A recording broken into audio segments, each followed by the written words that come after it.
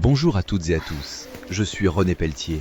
Bienvenue sur ma chaîne et un grand merci à toutes celles et ceux qui s'abonnent et regardent mes vidéos. Installez-vous confortablement, découvrons le sujet du jour. Adieu mulot.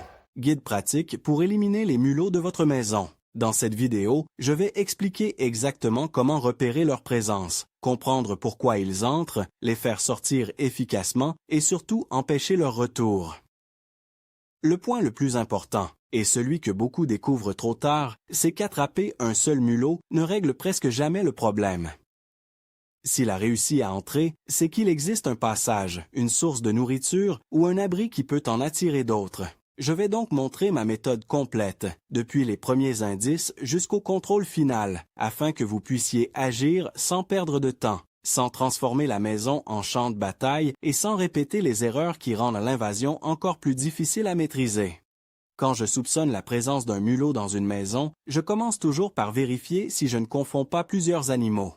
Dans le langage courant, on appelle souvent mulot n'importe quel petit rongeur brun aperçu dans une cuisine, un garage ou un grenier. Pourtant, il peut s'agir d'un mulot, d'une souris domestique, parfois d'un campagnol égaré et plus rarement d'un jeune rat. Cette distinction est utile car leurs habitudes ne sont pas exactement les mêmes. Le mulot vit normalement à l'extérieur, près des haies, des jardins, des champs, des tas de bois et des dépendances. Il entre surtout dans les bâtiments lorsque les températures baissent, lorsqu'il cherche un abri sec ou quand il trouve facilement de la nourriture. Il a souvent de grands yeux, de grandes oreilles, un dos brun et un ventre plus clair. La souris domestique, elle, s'installe plus volontiers durablement à l'intérieur et peut se reproduire très vite. Dans la pratique, ma stratégie reste proche pour les deux. Supprimer la nourriture, repérer les trajets, capturer les individus présents et condamner les accès.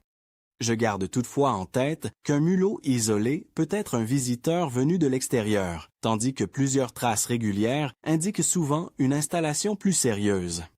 Je ne me fie jamais uniquement au fait d'avoir vu l'animal. Les petits rongeurs sont surtout actifs la nuit, et il est fréquent de ne jamais les apercevoir directement. Je cherche d'abord les crottes. Elles sont petites, sombres, généralement allongées, et se trouvent souvent le long des murs, derrière les meubles, dans les placards bas, près des réserves alimentaires, sous l'évier, dans le garage ou dans le grenier. Je mets des gants avant de les manipuler et je ne les balaie pas à sec car cela peut disperser des poussières contaminées.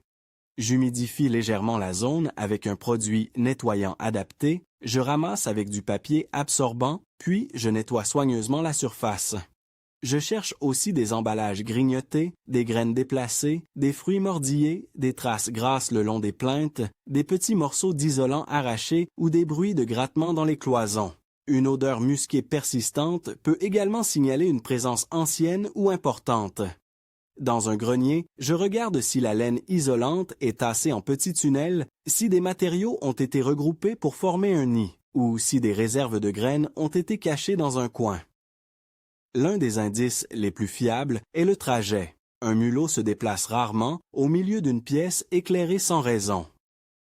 Il longe les murs, passe derrière les appareils, se glisse sous les meubles et utilise souvent les mêmes chemins. Pour confirmer un passage, je peux déposer le soir une très fine couche de farine près d'un mur ou devant une ouverture suspecte, puis vérifier le lendemain si de petites empreintes sont visibles. Je n'en mets pas partout, seulement sur quelques zones ciblées afin de ne pas salir inutilement la maison. Je peux aussi placer un petit morceau de papier très léger devant un trou. S'il est déplacé pendant la nuit, le passage est probablement actif. Cette phase d'observation m'évite de poser des pièges au hasard. Plus je comprends le parcours de l'animal, plus la capture est rapide. Ensuite, je cherche pourquoi il est entré. Dans la majorité des cas, je trouve au moins une combinaison de 3 éléments. Une ouverture accessible, de la nourriture disponible et un endroit tranquille pour se cacher. Un mulot peut passer par une ouverture étonnamment petite. Je vérifie donc les bas de porte, les seuils, les grilles d'aération, les passages de tuyaux, les gaines électriques, les fissures dans les murs, les joints autour des fenêtres, les trous derrière les meubles de cuisine, les raccords entre la toiture et les murs, ainsi que les espaces autour des portes de garage. Je regarde aussi les dépendances, car un animal peut d'abord s'installer dans un abri de jardin ou un garage avant de gagner la maison. À l'extérieur, je contrôle les branches qui touchent à la façade, les plantes grimpantes, les tas de bois collés au mur, les sacs de terreau ouverts et les zones encombrées. Tout cela peut servir d'abri ou de voie d'accès. Je ne bouge pas immédiatement tous les trous dès le premier soir si je suis certain qu'un animal se trouve encore à l'intérieur. Le risque serait de l'enfermer dans une cloison ou de le pousser vers une autre pièce. Je commence par organiser la capture, puis je ferme les accès lorsque l'activité diminue ou quand je suis sûr que le passage n'est plus utilisé. En revanche, je peux tout de suite corriger les défauts qui ne risquent pas d'emprisonner l'animal, comme installer un bas de porte, fermer un placard, ranger les aliments ou déplacer un sac de graines. Pour les trous, j'évite la mousse expansive seule. Elle est facile à ronger. Je préfère une combinaison solide, grillage métallique fin, laine d'acier inoxydable ou maille métallique, puis mortier, enduit ou mastic adapté au support. Autour des tuyaux, je veille à ne pas gêner les mouvements, la ventilation ou l'accès technique. Sur les aérations, j'utilise une grille métallique qui laisse circuler l'air. L'objectif n'est pas seulement de rendre le passage moins confortable, mais de le rendre physiquement impossible. La nourriture est le deuxième grand levier. Tant qu'un mulot trouve chaque nuit des miettes, des graines, des croquettes ou un sac mal fermé, il a une raison de rester. Je vide et nettoie les placards concernés. Je transfère les pâtes, le riz, la farine, les céréales, les fruits secs, les graines et les aliments pour animaux dans des boîtes rigides avec couvercle bien ajusté. Les sachets en plastique ou les cartons ne suffisent pas. Je passe l'aspirateur sous le réfrigérateur, sous le four, derrière les meubles et le long des plinthes. Je ne laisse pas de vaisselle sale pendant la nuit. Je nettoie les miettes sous la table et je range les fruits très mûrs. Si j'ai un chien, un chat, des oiseaux ou des poules, je ne laisse pas la nourriture accessible en permanence dans la maison ou dans le garage. Je ferme les sacs de croquettes dans un bac solide. Je vérifie également le compost, les graines pour oiseaux, les noix stockées, les bulbes et les provisions du potager.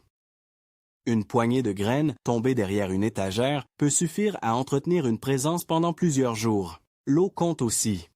Un petit rongeur peut se contenter de peu, mais une fuite sous un évier, une gamelle toujours pleine, de la condensation ou un récipient oublié facilite son installation. Je répare les fuites, j'essuie les zones humides et je supprime les coupelles d'eau inutiles. Je ne cherche pas à rendre la maison totalement sèche, ce qui serait impossible, mais à retirer les ressources faciles et régulières. Pour la capture, j'utilise en priorité des pièges mécaniques efficaces et correctement placés. Le choix du piège dépend de ma capacité à le vérifier souvent et de ce que je souhaite faire ensuite. Les pièges à déclenchement rapide sont généralement les plus directs lorsqu'ils sont de bonne qualité, adaptés à la taille du rongeur et placés au bon endroit. Les cages de capture vivantes peuvent fonctionner, mais elles demandent davantage de rigueur. Il faut les contrôler fréquemment, éviter que l'animal y reste longtemps sans eau, et réfléchir à une remise en liberté conforme aux règles locales et suffisamment éloignée des habitations, sans simplement déplacer le problème chez un voisin. Je n'utilise jamais un dispositif au hasard sans comprendre son fonctionnement. Un piège, mal installé, peut blesser l'animal sans le capturer ou devenir dangereux pour un enfant ou un animal domestique. La position du piège est souvent plus importante que l'appât. Je le place perpendiculairement au mur, avec la zone de déclenchement tournée vers le mur, car le mulot suit la bordure et rencontre ainsi directement le mécanisme. Dans certains cas, je place 2 pièges côte à côte, orientés dans des sens opposés, surtout si je ne sais pas par quelle direction il arrive. Je cible les endroits où j'ai vu des crottes, des traces ou des dégâts. Derrière le réfrigérateur, près d'une porte de garage, le long d'une cloison dans le grenier, sous un meuble bas ou derrière des cartons sont souvent de bons emplacements. Je ne mets pas un piège au centre d'une pièce simplement parce qu'il est visible. Le rongeur préfère les passages protégés. Pour l'appât, une petite quantité suffit. Beaucoup de personnes chargent le piège avec un gros morceau de fromage, mais ce n'est pas forcément ce qui fonctionne le mieux. J'utilise souvent une petite noisette de beurre de cacahuète, une pâte à base de graines, un fragment de noix, une graine de tournesol bien fixée ou un aliment déjà grignoté dans la maison. Le but est que l'animal soit obligé de toucher la zone de déclenchement. Si l'appât est trop gros ou posé trop loin, il peut le voler sans déclencher le piège. Je peux aussi fixer un petit morceau de coton ou de ficelle sur le déclencheur pendant la saison froide, car un rongeur à la recherche de matériaux pour son nid peut tirer dessus. Je porte des gants surtout pour l'hygiène et pour éviter de laisser de la nourriture sur mes mains. L'odeur humaine n'est pas toujours le problème principal, mais un piège, propre et manipulé soigneusement, reste préférable. Si le mulot semble méfiant, je pratique parfois un pré-appâtage. Je place le piège non armé avec un peu d'appât pendant une nuit, puis je l'arme le lendemain quand je constate que l'appât a été touché. Cette méthode peut être utile dans un endroit où l'animal rencontre régulièrement de nouveaux objets et se montre prudent. Je ne déplace pas les pièges chaque matin sans raison. Je leur laisse généralement plusieurs nuits sur un trajet confirmé, tout en les vérifiant au moins une fois par jour et plus souvent si j'utilise une cage de capture vivante. Je fais très attention aux enfants et aux animaux domestiques. Je place les pièges dans des boîtes de protection prévues à cet effet, derrière des meubles inaccessibles ou dans des zones fermées. Je n'installe jamais un piège exposé sur le passage d'un chat, d'un chien ou d'un jeune enfant. Même un dispositif destiné à un petit rongeur peut blesser. Si je ne peux pas sécuriser l'emplacement, je choisis une autre méthode où je fais appel à un professionnel. Je déconseille les pièges à colle. Ils provoquent une immobilisation prolongée, peuvent capturer d'autres animaux et posent un problème sérieux de souffrance et de gestion. Ils se salissent rapidement et deviennent inefficaces dans les endroits poussiéreux. Je suis également très prudent avec les poisons rodenticides. Ils peuvent intoxiquer des animaux domestiques, être consommés par des espèces non ciblées et provoquer une intoxication secondaire chez des prédateurs comme les rapaces ou les chats. De plus, un rongeur empoisonné peut mourir dans une cloison, sous un plancher ou dans un grenier inaccessible, créant une odeur difficile à supprimer. Lorsque l'usage d'un produit est réellement nécessaire, je respecte strictement l'étiquette, les règles locales, les boîtes d'appâtage sécurisées et les recommandations d'un professionnel. Je ne mélange jamais des produits maison dangereux, je ne laisse jamais un appât toxique à l'air libre et je ne suppose pas qu'un produit dit naturel est automatiquement sans risque. Les répulsifs à ultrasons sont souvent présentés comme une solution miracle. Mon expérience est qu'ils ne remplacent jamais le colmatage, le nettoyage et la capture. Ils peuvent parfois modifier temporairement le comportement d'un rongeur dans une zone, mais l'effet est variable. Les meubles et les cloisons réduisent leur portée et l'animal peut s'y habituer. Si j'en utilise un, je le considère seulement comme un complément, jamais comme la base du traitement. Même chose pour les odeurs fortes, la menthe poivrée, le vinaigre, les huiles essentielles ou certains répulsifs végétaux. Une odeur désagréable peut détourner momentanément un animal, mais elle ne ferme pas le trou et ne supprime pas la nourriture. Certaines huiles essentielles peuvent en outre être irritantes ou dangereuses pour les animaux domestiques. Je préfère investir mon temps dans les mesures qui ont un effet durable. Une fois qu'un animal est capturé, je ne considère pas le travail terminé. Je continue la surveillance pendant plusieurs jours. Je nettoie les traces, je remets des pièges sur les trajets actifs et je vérifie si de nouvelles crottes apparaissent. Si rien ne bouge pendant une semaine, que les appâts restent intacts et qu'aucun bruit n'est entendu, je peux raisonnablement penser que l'activité a cessé. Dans une maison très encombrée ou un bâtiment ancien, je prolonge le contrôle plus longtemps. Je garde aussi 1 ou 2 pièges non appâtés ou sécurisés dans un garage ou un grenier à risque, simplement comme dispositif de surveillance. Le nettoyage après capture doit être fait avec soin. Je porte des gants, j'aère la pièce si possible et j'évite de secouer les matériaux souillés. Pour de petites quantités de crottes, j'humidifie la zone, je laisse agir le produit nettoyant selon ses instructions, puis j'essuie. Je jette les déchets dans un sac fermé et je lave mes mains après avoir retiré les gants. Si je découvre une forte contamination dans un grenier, un isolant très souillé, plusieurs nids ou une odeur importante, je ne me contente pas d'un coup d'aspirateur domestique. Une intervention professionnelle peut être nécessaire pour retirer les matériaux contaminés sans disperser les poussières. Je fais particulièrement attention si une personne du foyer est fragile, allergique, immunodéprimée ou souffre de problèmes respiratoires. Je vérifie ensuite toute la périphérie de la maison. Je commence au niveau du sol et je fais lentement le tour du bâtiment. Je cherche les fissures, les joints manquants, les trous autour des câbles, les ouvertures sous le bardage, les tuiles déplacées et les portes qui ferment mal. Je regarde aussi les raccords entre une extension et le bâtiment principal. Un espace invisible depuis l'intérieur peut être évident depuis l'extérieur. Je coupe les herbes hautes et les broussailles qui touchent la façade, je déplace les tas de bois à une certaine distance du mur et je surélève si possible les bûches. Je range les cartons, les textiles et les matériaux de nidification dans des bacs fermés.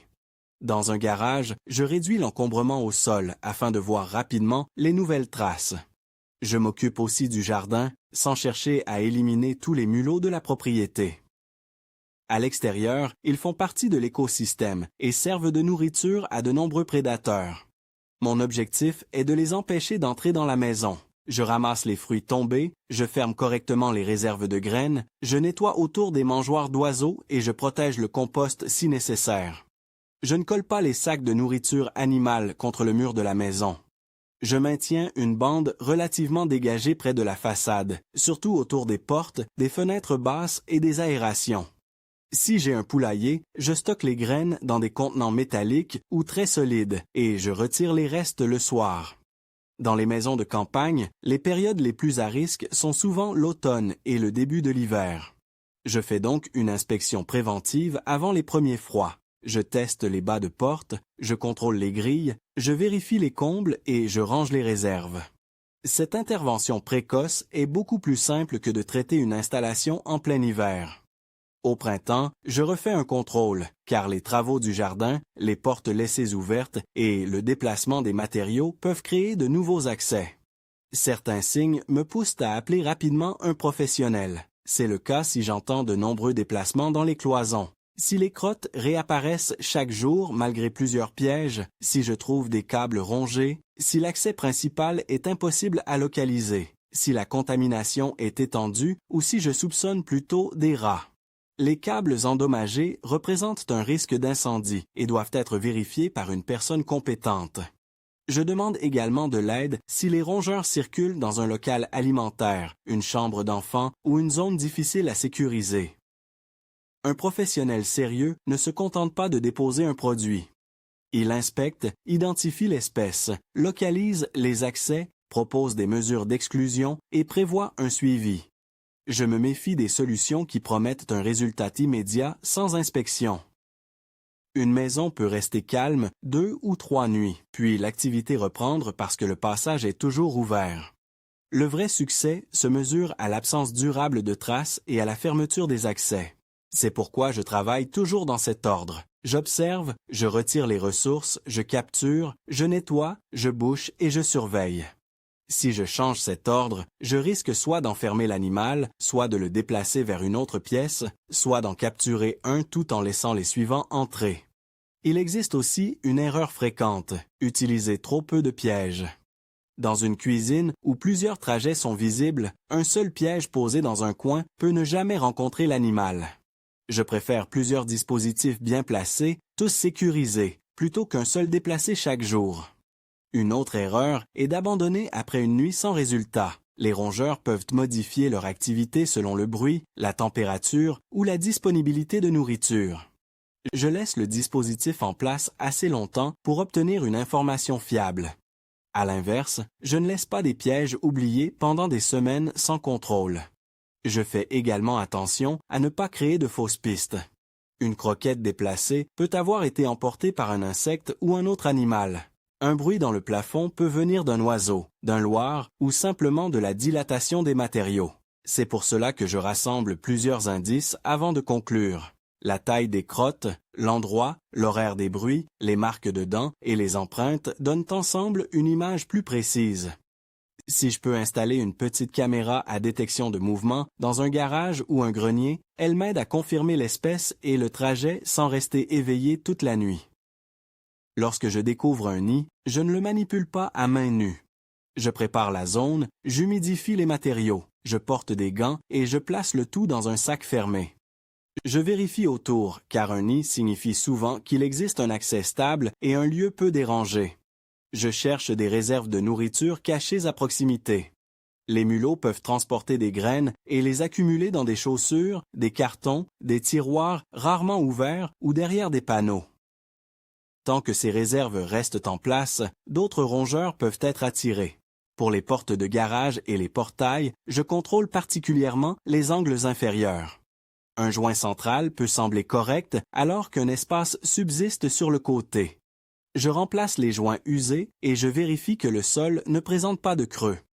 Pour les portes intérieures, menant à un cellier ou à un garage, un bas de porte bien ajusté limite la progression vers les pièces de vie.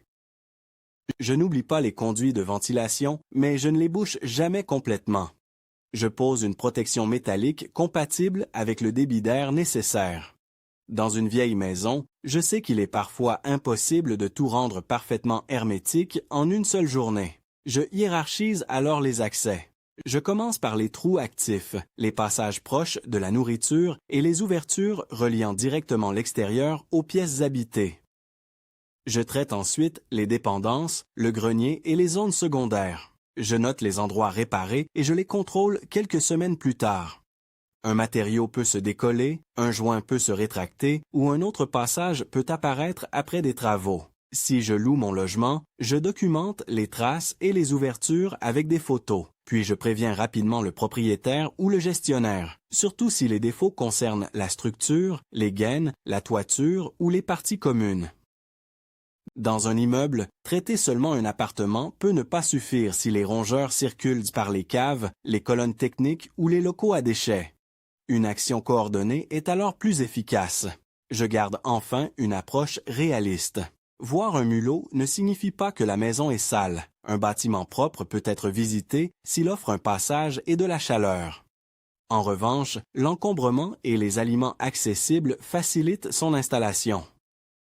Je ne culpabilise donc pas, mais j'agis méthodiquement. Je ne cherche pas non plus à masquer le problème avec un parfum ou à déplacer les crottes sans traiter la cause. Chaque indice me sert à comprendre le système d'entrée. Pour résumer ma méthode sans rien oublier, je commence par confirmer la présence grâce aux crottes, au bruit, aux dégâts et aux trajets. Je protège les aliments et je nettoie toutes les sources de nourriture. Je place plusieurs pièges adaptés le long des murs dans des zones sécurisées avec une petite quantité d'appât.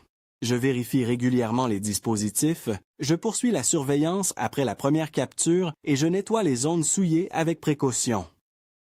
Ensuite, je bouche les accès avec des matériaux résistants. Je corrige les bas de porte, je protège les aérations et je range les abords de la maison. Enfin, je contrôle de nouveau après quelques jours, puis après quelques semaines. Le détail qui fait vraiment la différence est la patience organisée. Je ne multiplie pas les produits au hasard. Je transforme chaque trace en information.